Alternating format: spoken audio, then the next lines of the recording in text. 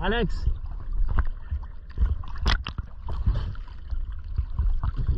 help me this one.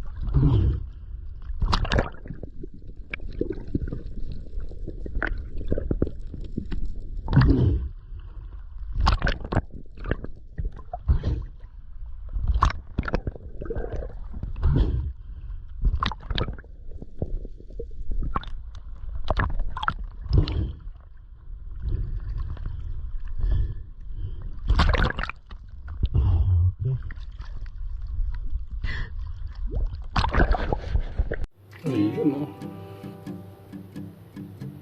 Isang tangkal. Tirahin natin to.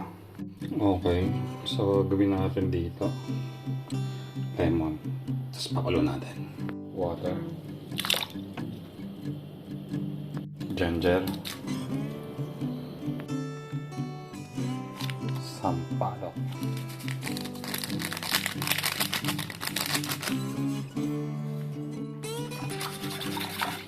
Boil natin to. So dito natin huhugasan yung isda kasi malansa siya, no? So ibang method tong gagawin natin bago natin siya iluto. So ito, nag-incorporate na yung flavor ng tamarind, lemon. Lagay rin tayo ng konting salt and then yung ginger natin. So turn on fire and then lalagay na natin tong fish natin. So iba-blanch lang natin siya mabilisan dyan para mawala lang yung mga uneven, yung mga ibang dumi na hindi natin natanggal through washing with water. And then tatanggalin na rin niya yung lansa niya. So hindi natin siya totally iluluto dito. Tatanggalin natin siya sa apoy. Parang pre-blanch lang siya. And then gawa na tayo ng separate mamaya luto natin. Okay? So ang technique na to, isa to sa mga best technique na ginagawa ko para mawala yung extra dumi at saka yung lansa ng isda. Tsaka kung ano man yung mga kumapit dyan. At least malinis lang siya. Hindi naman siya, yung lasa wala namang issue dyan eh. Kasi gagawa tayo ng sauce mamaya. Okay, G.